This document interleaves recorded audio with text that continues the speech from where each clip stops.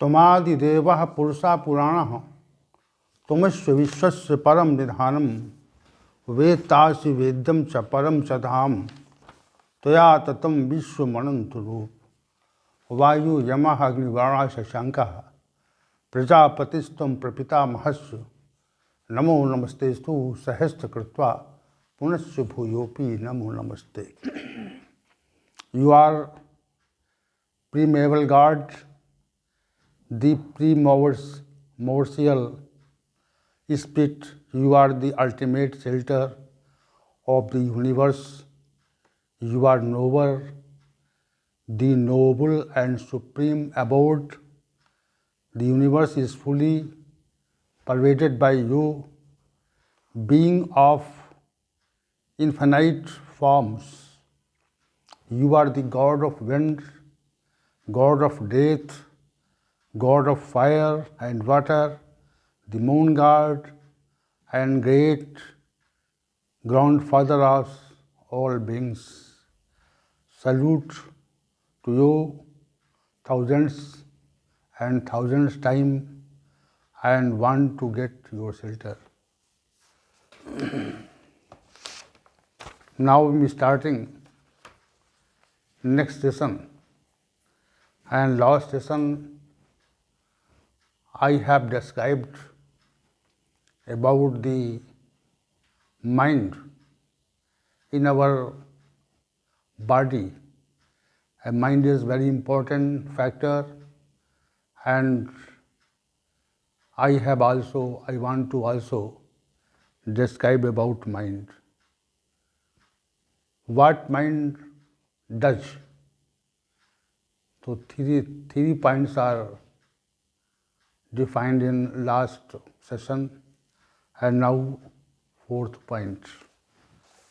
The mind thinks about the worldly enjoyments. The mind is a major task to think about the subjects that have been consumed.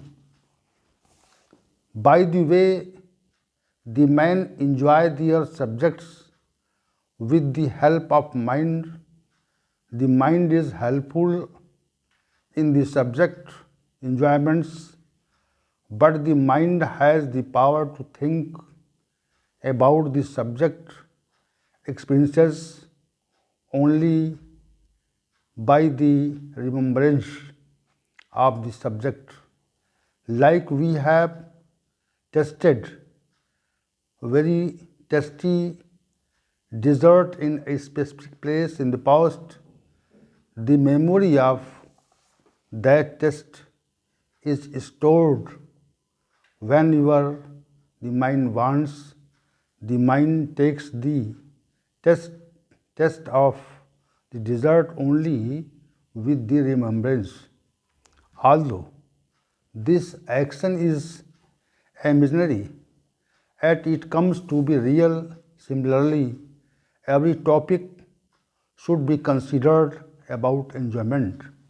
The mind alone takes a lot of thinking about the subjective pleasures, and in the event of deepening of thinking, it becomes transferred into a mind. The mind thinks in detail about the topics that have been realized and heard, and the topics which have come in imagination. More type of ordinary person is spent in this work. As the mind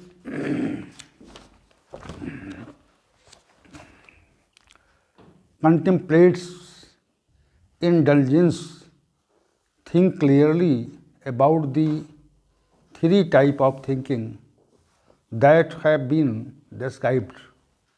The topics which have been consumed causes the seeker to become very secretive and disturb the seeker very much, thinking about other types of hard subjects, having a craving to consume them is also a major task of the mind. When the man lives in solitude, then its imagined intelligence, the action compli- complicates the seeker a lot. Even an ordinary person gets very excited about this. But the primary seeker also wants to enjoy the subjects of imagination. He also wants it to happen. It should happen.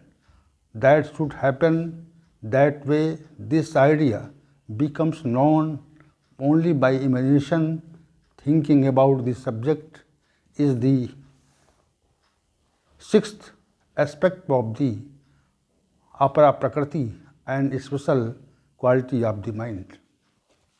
So this is fourth work of the mind. And fifth work, mind thinks about immediate subjects. When a sudden, unexpected event happens, the mind starts thinking immediately about the event. At that time, speed of mind becomes very intense. That the mind again thinks about the accidental event. During this type of thinking, other topics becomes secondary, and the main thinking is about the immediate events. It is all based on what kind of event is it. If the event is serious enough to cause physical, mental, social, economic damage to the human, then the mind again considers it. The mind does not move easily even on the removal. The same topic was raised. It happens. The intensify of the event determines that the thinking time of the mind.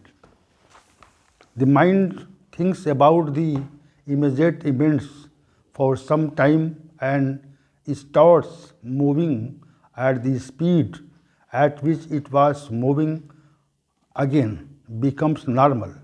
The normal state comes automatically over time. Immediate events come to the life of every human being, so the mind becomes enriched in this type of thinking and regains the normal state. The memory of that event is stored in the mind and it appears at time. This is fifth work of the mind which I have defined, and here are many works of mind and which I am presenting in brief. And sixth work of mind, the mind thinks according to the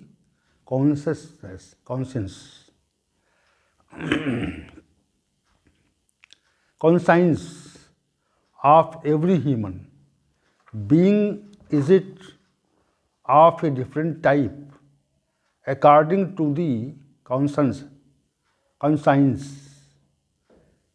He also has a reverence. Thinking of the mind runs according to reverence. For example, if our devotion is in the gods and goddesses, then the idea of worshipping them remains in the mind. If we have reverence for the collection of many kinds of worldly things, then we keep thinking about the collection of worldly objects. The thoughts that remain in the conscience are the same on the thoughts of the mind. If we have faith on a particular thing or a particular person, then we keep thinking about that particular person and a particular thing. It contests to this.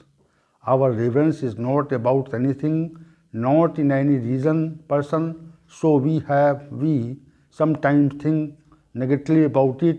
When only then does it the person say that it such a place, in such and such a person, there is no reverence in such a thing. Thus, the mind of majority moves according to the inner conscience.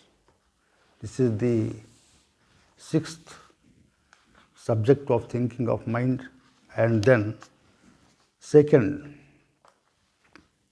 seventh, the mind thinks according to nature. The man thinks according to his nature. There are three types of nature: sattvic, rajas, and tamas. A man of simple nature thinks with a simple mind. His duty considers non-duty, policy, imperfection, religion, unrighteousness. His mind is an advocate, duty, policy, religion, and wants to conduct the same. This thinking is in accordance with the nature. Man of Rajas nature takes more consideration regarding the collection of things of worldly pleasure. The spirit needs of worldly things prevails in his mind.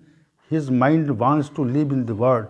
He feels pleasure in thinking of worldly subjects. He keeps thinking about the collection of wealth, property, opulence, fame, prestige, position in the mind.